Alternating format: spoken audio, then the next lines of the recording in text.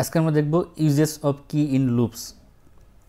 লুপের মধ্যে কি ইউজ করতে হয়, এটা কেন ইউজ করতে হয় সেটা ফার্স্টে দেখব, দেন আমরা দেখব হচ্ছে কিভাবে ইউজ করতে হয়। তো তার আগে আমরা গত পর্বের একটা বাগ ফিক্স করে নিই। সেটা হচ্ছে আমরা গত পর্বে যেটা করছিলাম, আমরা যদি এখানে একটা নতুন কিছু অ্যাড করি, ধরুন এখানে আমরা পিএইচপি অ্যাড করলাম, দেখেন এখানে এইভাবে অ্যাড হচ্ছে। এর কারণ হচ্ছে আমরা এখানে যেহেতু নিউ স্কিলটা এখন একটু অবজেক্ট, এখানে আমাদের দিতে হবে হচ্ছে অবজেক্ট। ধরুন আমরা এখানে নেমটা ফার্স্ট এমটি স্ট্রিং দিয়ে দিচ্ছি এবং এক্সপেরিয়েন্স 0 দিয়ে দিচ্ছি। তাহলে এখানে আমাদের পুশ কিন্তু নিউ স্কিল দিলেই হবে। আর এখানে আমাদের এটার ভি মডেল দিতে হবে হচ্ছে নিউ স্কিল ডট নেম। ওকে, তাহলে যদি আমরা এখানে ধরেন আমরা নতুন একটি স্কিল অ্যাড করতে যাচ্ছি, তাহলে এটা অ্যাড দিলে এখানে অ্যাড হয়ে গেছে এবং এটার ভ্যালু 0 হয়ে গেছে। তো এটা আমাদের দেখার বিষয় না। এখন আমরা একটা জিনিস দেখব, সেটা হচ্ছে ধরেন আমরা চাচ্ছি যে প্রত্যেকটা স্কিলের নিচে আমরা একটি ইনপুট ফিল্ড নেব জাস্ট রিভিউ করার জন্য।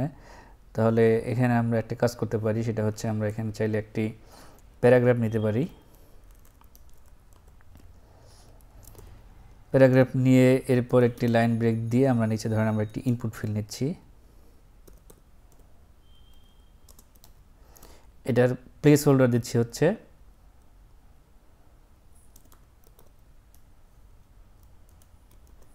রিমার্ক নামে ধরেন আমরা দিচ্ছি। তাহলে আমরা যদি এটা রিলোড করি, তাহলে দেখেন এখানে রিমার্ক দেখা যাচ্ছে। এখন যদি আমরা এখানে কিছু টাইপ করতে চাই, আচ্ছা এখানে ক্লিক করলে রিমুভ হয়ে যাচ্ছে। এর কারণ হচ্ছে আমরা এই এলআইয়ের উপরে ক্লিক ইভেন্টে রিমুভ স্কিল দিয়েছিলাম। তো এটা কীভাবে ফিক্স করা যায় সেটা আমরা দেখেছি যে আমরা চাইলে এই প্যারেন্টের ক্লিক ইভেন্টটাকে অমিট করতে পারি কোনো চাইল্ড এলিমেন্টকে ক্লিক করলে। সেটার জন্য আমরা কি করতে পারি, এখানে click dot stop equal to একটা মেথড কল করতে পারি, অথবা যদি কোনো কাজ না করতে চাই তাহলে শুধু স্টপ লিখলেই হবে। তাহলে আমাদের এখানে দেখেন যদি আমরা এখানে ক্লিক করি তাহলে রিমুভ হচ্ছে না। আচ্ছা, এখন আমরা একটা জিনিস দেখতে চাচ্ছি, সেটা হচ্ছে দেখেন যদি আমরা এখানে কিছু রিমার্ক লিখি, ধরেন HTML কিছু লিখলাম HTML ইজ গুড, বা আমরা সংক্ষেপে শুধু HTML লিখতেছি, CSS এর ক্ষেত্রে CSS, JS এর ক্ষেত্রে JS। এখন যদি আমরা এই CSS এর এখানে ক্লিক করি তাহলে কি হবে বলে মনে হচ্ছে? আমাদের মনে হবে হচ্ছে যে আমাদের এই আইটেমটা রিমুভ হয়ে যাবে। তাহলে নিচে থাকবে হচ্ছে JS এবং নিচে কমেন্টে থাকবে JS। তো চলেন দেখে আসলে এটা থাকা কিনা। এটা যদি আমরা ক্লিক করি, দেখেন আমাদের কি থাকতেছে JS এবং নিচে কিন্তু CSS থাকতেছে, অর্থাৎ আগের ইনপুট ফিল্ডটা এখানে থেকে যাচ্ছে। তো এটা আমাদের দেখে মনে হচ্ছে একটি বাগ, আসলে এটা একটি বাগ না। ভিউজেস যেটা করে সেটা হচ্ছে যখন একটা আইটেম রিমুভ করা হয়, এই আইটেমের মধ্যে সব কিছু রিমুভ করে না, নিচের আইটেমটাকে উপরে নিয়ে এসে বসিয়ে দেয়, যার জন্য এখানে এরকম হচ্ছে। তো এটার একটি পারফরমেন্স ইস্যু আছে। এইভাবে রিরেন্ডার করার জন্য আমাদের অনেক ফাস্ট এক্সপিরিয়েন্স পাই পারফরমেন্সে, এই জন্যে ভিউজেস এভাবে রিরেন্ডার করে, বাট এখানে একটি বাগের মতো অপশন থেকে যায়। তো এইটা ফিক্স করার জন্য ভিউজেস আমাদেরকে একটা অপশন প্রোভাইড করে, সেটা হচ্ছে আমরা যখনই কোনো একটি লুপ লিখবো, তাহলে লুপ আইটেমগুলোর মধ্যে যেখানে V4 লুপ লিখছি তার আইটেমগুলোর মধ্যে আমাদের কি দিতে হবে। তো সেই কিটা কীভাবে দেবো, এই কিটা দেওয়ার নিয়ম হচ্ছে আমরা এখানে কোলন কি দিয়ে বাইন্ড করে দেবো। এই কোলন কিটা কিন্তু কোনো HTML এর ডিফল্ট অ্যাট্রিবিউট না, এটা ভিউজেস আমাদেরকে দিতে বলে এই ধরনের বাগগুলো ফিক্স করার জন্য। তো এখানে আমরা দেবো হচ্ছে আমরা যে আইটেমের উপরে লুপ চালাচ্ছি সেই আইটেমের কোনো একটা ইউনিক কিটাকে আমরা দেবো। অর্থাৎ আমরা যদি এখানে দেখি যে আমাদের এখানে স্কিলস কিন্তু একটা অ্যারে ছিল, এর মধ্যে নেমটা কিন্তু ইউনিক, কারণ এখানে একই নামে দুটো হবে না। বাট এক্সপিরিয়েন্স কিন্তু সবগুলোর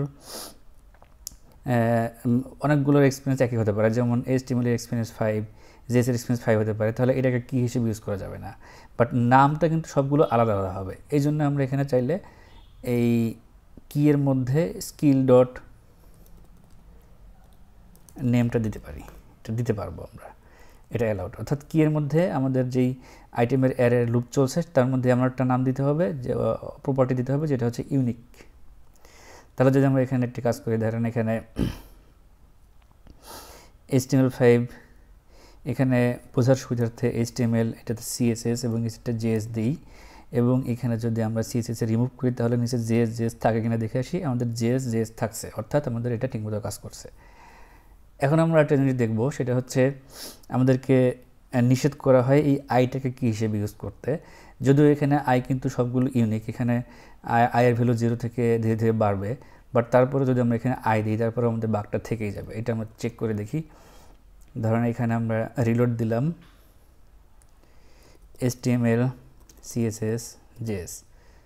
এখন যদি আমরা মাঝখানে আইটেমটাকে রিমুভ করি তাহলে নিচে JS থাকার কথা 2 নম্বর আইটেমে, দেখেন JS CSS থেকে যাচ্ছে। অর্থাৎ আই এর মধ্যে যদি আমরা এই কি এর মধ্যে যদি আমরা আইটাকে ইউজ করি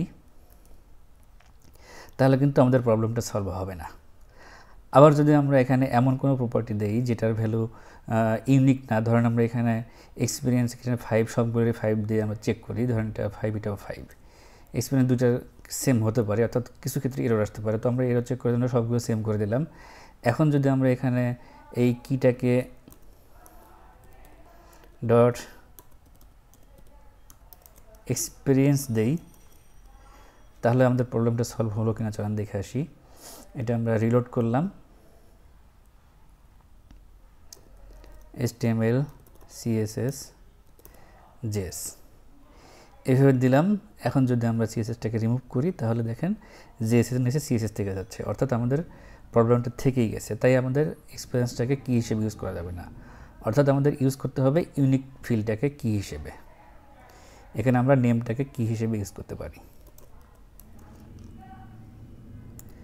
তো এটাই ছিল দেখার বিষয়। এরপরে আমাদের এখন যেটা খেয়াল রাখতে হবে সেটা হচ্ছে আমরা যদি কোনো লুপ অ্যারের উপর লুপ চালিয়ে কোনো একটি লিস্ট রেন্ডার করি তাহলে আমাদেরকে একটি কি দিতে হবে এবং কিটা একটি ইউনিক আইডেন্টিফায়ারের ভ্যালুটা এখানে কি হিসেবে দিতে হবে।